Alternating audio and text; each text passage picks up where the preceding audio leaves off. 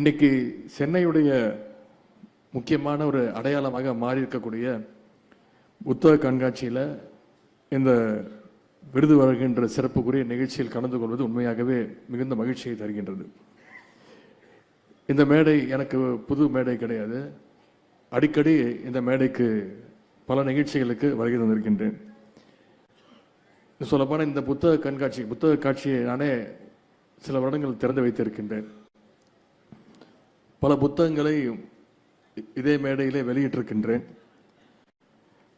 கலைஞர் பொற்கிழி, பப்பாசு விருதுகளை சில வருடங்கள் நானே இங்கே வருகை அளித்திருக்கின்றேன். முதல்ல இந்த ரெண்டு விஷயத்திற்காக இந்த புத்தக காட்சியை நாம் பாராட்டியாக வேண்டும். முதல் காரணம், 49வது வருஷமாக இந்த புக் ஃபேர் புத்தக காட்சி இங்கே சிறப்பாக நடைபெற்றுக் கொண்டிருக்கிறது.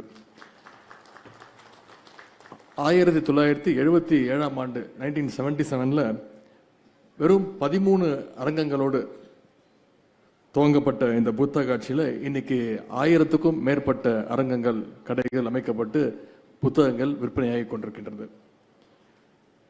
பொன்விழாவை தொடர இருக்கக்கூடிய சென்னை புத்தக காட்சிக்கு முதல்ல நம்ம அத்தனை பேர் நம்முடைய பாராட்டுகள், வாழ்த்துக்களை தெரிவித்துக் கொள்வோம். அடுத்து இந்த முறை இந்த ஆண்டு புத்தக காட்சிக்கு வரும்பொழுது கட்டணம் இல்லாமல் அரங்குகளை பார்வையிடலாம் அப்படின்னு அந்த கண்டிஷன்ஸையும் ரிலாக்ஸ் பண்ணியிருக்கிறீங்க. அதற்கு வாசகர்கள் சார்பாக உங்களுக்கு என்னுடைய பாராட்டுகள், என்னுடைய நன்றியை நான் தெரிவித்துக் கொள்கின்றேன்.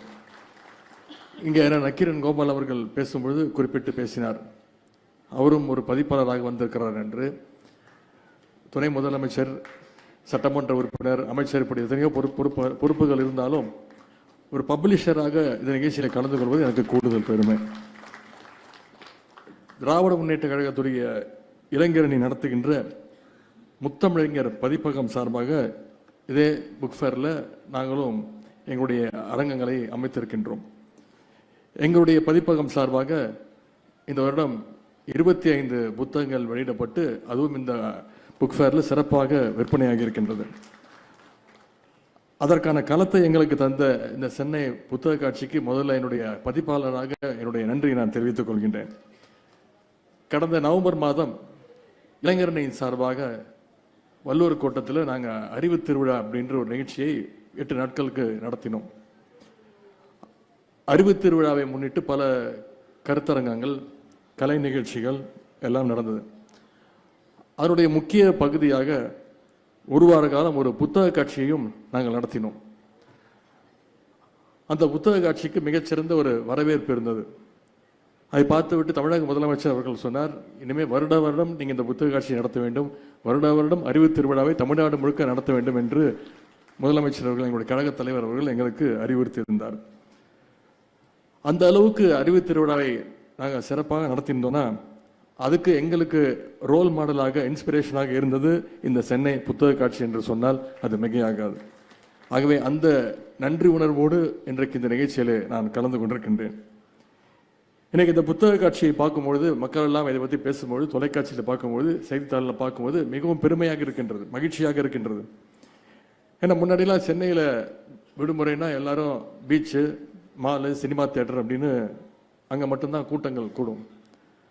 ஆனால் இன்னைக்கு இந்த புத்தக காட்சி தொடங்கிடுச்சுன்னா மக்கள் கூட்டம், அதுவும் குடும்பமாக இந்த புத்தக காட்சியை நோக்கி வருகின்றார்கள். தினமும் திருவிழா போல இங்கே கூட்டம் கூடுகின்றது. மக்கள் ஆர்வத்தோடு வந்து பல புத்தகங்களை பார்வையிட்டு வாங்கி செல்கின்றார்கள். ஒரு பக்கம் நந்தனத்தில் இந்த புத்தக திருவிழாவை நம்முடைய அரசு நடத்துகின்றது.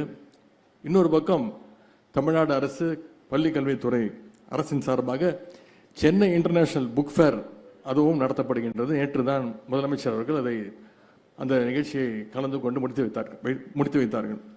இதையெல்லாம் பார்க்கும்பொழுது இன்னைக்கு சென்னை இந்தியாவினுடைய ஒரு பதிப்பக தலைநகர, பப்ளிஷிங் கேபிட்டலாக இன்னைக்கு உயர்ந்து இருக்கிறது என்று சொன்னால் அது மிகையல்ல. இன்னைக்கு இந்தியாவிலேயே முன்னணி அறிவு சமூகமாக தமிழ் சமூகம் இருக்குன்னா அதுக்கு காரணம் நம்முடைய தமிழ் மக்கள் என்னைக்குமே வாசிப்பை கைவிடாமல் இருக்கிறது தான் மிக மிக முக்கியமான ஒரு காரணம். குறிப்பாக நம்முடைய திராவிட இயக்கத்தை எடுத்துக்கிட்டா பேசியும் படித்தும் எழுதியும் வளர்ந்த இயக்கம் நம்முடைய திராவிட இயக்கம். தந்தை பெரியார், பேரறிஞர் அண்ணா, டாக்டர் கலைஞர் அவர்கள்னு தலைவர்கள் மட்டுமல்லாமல் அந்த இயக்கத்துடைய தொண்டர்கள் வரைக்கும் இதர்களை நடத்தியிருக்கிறாங்க, புத்தகங்களை வெளில கொண்டு வந்திருக்கிறாங்க. ஒரு காலகட்டத்தில் 100க்கும் அதிகமான பத்திரிகைகளை நடத்தியதுதான் நம்முடைய திராவிட இயக்கம். எழுத்தை வெறும் பிரச்சார கருவியாக பயன்படுத்தாம மக்களுக்கான ஒரு பகுத்தறிவை, முற்போக்கு சிந்தனையை கொண்டு போய் சேர்க்கின்ற சேவையாக நம்முடைய திராவிட இயக்க தலைவர்கள் செயல்பட்டுக்கிட்டு வந்தாங்க. தந்தை பெரியார் அவர்கள் உலகினுடைய போக்கை மாற்றிய கம்யூனிஸ்ட் அறிக்கையை தமிழில் வெளிக்கொண்டு வந்தாங்க, மொழிபெயர்த்து. அண்ணா அவர்கள் உலக வரலாற்று வீரனுடைய தலைவர்களுடைய கருத்துக்களை எல்லாம் தன்னுடைய தம்பிகளுக்கு கடிதமாக எழுதினார். அண்ணா அவர்கள் அன்றைக்கு பற்ற வைத்த அந்த தீ அறிவுத்தி இன்று வரை கொழுந்துவிட்டு எழுதுகின்றால் மிகையாகாது. அதனால தான் தீ பரவுகிறது, தீ பரவட்டும் என்று சொன்னால் இன்றைக்கு கூட சில பேர் பயந்து நடுங்குகின்றார்கள். அதே மாதிரி முத்தமிழர் கலைஞர் அவர்கள் எழுதிய நாடகங்களும் இலக்கியங்களும் புத்தகங்களும் தமிழ்நாட்டுக்கென்று ஒரு தனி அரசியல் பாதையை உருவாக்கியது. அறிவுங்கிறது எப்பவுமே வளர்ந்து கொண்டிருக்கக்கூடிய விஷயம். லேர்னிங் ஹேஸ் நோ லிமிட்ஸ் அப்படின்னு சொல்லுவாங்க. அதனால தான் திராவிட இயக்கம் எப்பொழுதுமே புத்தகங்களை, எழுத்தாளர்களை, பதிப்பாளர்களை எப்பொழுதுமே கொண்டாடி கொண்டு இருக்கக்கூடிய இயக்கம் திராவிட இயக்கம். கலைஞர் அவர்கள் புத்தகங்களுக்கு எந்த அளவுக்கு முக்கியத்துவம் கொடுத்தார்களோ அதே அளவுக்கு எழுத்தாளர்களுக்கும் பதிப்பாளர்களுக்கும் முக்கியத்துவம் கொடுத்து வந்தார் டாக்டர் கலைஞர் அவர்கள். அதனால்தான் தன்னுடைய சொந்த நிதியிலிருந்து 1 கோடி ரூபாயை பப்பாசிக்கு அவர் அளித்தார். இன்றைக்கு அதன் மூலம் கிடைக்கின்ற அந்த வட்டியிலிருந்து எழுத்தாளர்கள், மொழிபெயர்ப்பாளர்கள், பதிப்பாளர்களுக்கு 1 லட்சம் ரூபாய் கலைஞர் பொற்கிழி விருதும் வழங்கப்படுகின்றது.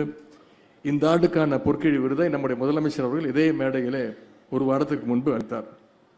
அது மட்டும் நம்முடைய திராவிட மாடல் அரசு இன்றைக்கு வாசிப்பை ஊக்குவிக்கின்ற ஒரு அரசாகவும் தொடர்ந்து பல்வேறு நடவடிக்கைகளை எடுத்து வருகின்றது.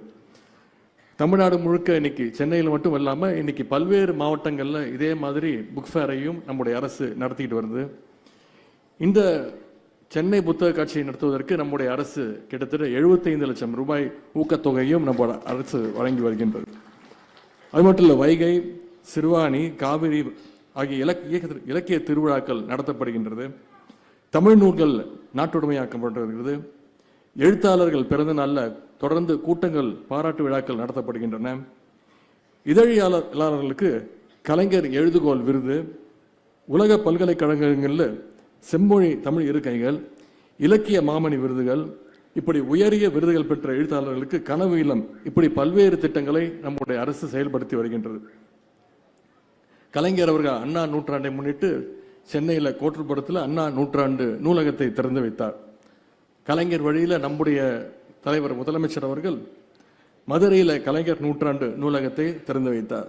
அது மட்டுமல்ல, திருச்சியில் காமராசர் அறிவுலகம், கோவையில் பெரியார் நூலகம், திருநெல்வேலியில் காயிதே மில்லத் அறிவுலகம், சேலத்தில் பாரதிதாசன் அறிவுலகம், கடலூரில் அஞ்சலை அம்மாள் அறிவுலகம்னு நம்முடைய அரசு பல்வேறு அறிவுலகங்களை, நூலகங்களை திறந்து வைக்கின்றது. திராவிட முன்னேற்ற கழகத்துடைய இளைஞரணியின் சார்பாக கழக தலைவர் முதலமைச்சர் அவர்கள் எங்களுக்கு கொடுத்த பணி, தமிழ்நாட்டில் இருக்கக்கூடிய அனைத்து சட்டமன்றங்களையும் ஒரு நூலகத்தை நீங்கள் அமைக்க வேண்டும் என்று சொன்னார்கள். இன்னைக்கு கிட்டத்தட்ட 120 நூலகங்களை திமுக இளைஞரணி தனியாக நடத்தி வருகின்றது. அது மட்டும் இல்லை, என்னுடைய சேப்பாக்கம் திருவல்லிக்கேணி தொகுதியில் ஒரு நடமாடும் நூலகத்தையும் அமைத்திருக்கின்றோம். கிட்டத்தட்ட 1000க்கும் மேற்பட்ட மெம்பர்ஸ் இன்னைக்கு அந்த நூலகத்தில் பதிவு செஞ்சு அதை பயன்படுத்திக்கிட்டு வராங்க.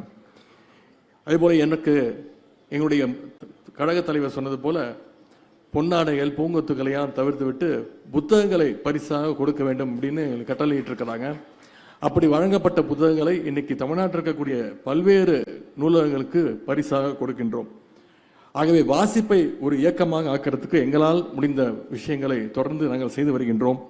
வாசிப்புக்கு உறுதுணையாக இருக்கின்ற நண்பர்களுக்கு தான் இந்த விருதுகளை இன்றைக்கு வழங்கியிருக்கின்றோம்.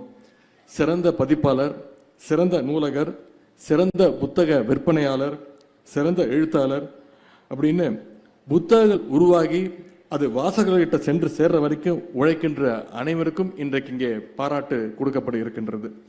இது போன்ற ஆக்கப்பூர்வமான பணிகளை தொடர்ந்து செய்து கொண்டிருக்கக்கூடிய பப்பாசி நிர்வாகிகள் அத்தனை பேருக்கும் உங்கள் சார்பாக என்னுடைய வாழ்த்துக்களை நான் தெரிவித்துக் கொள்கின்றேன்.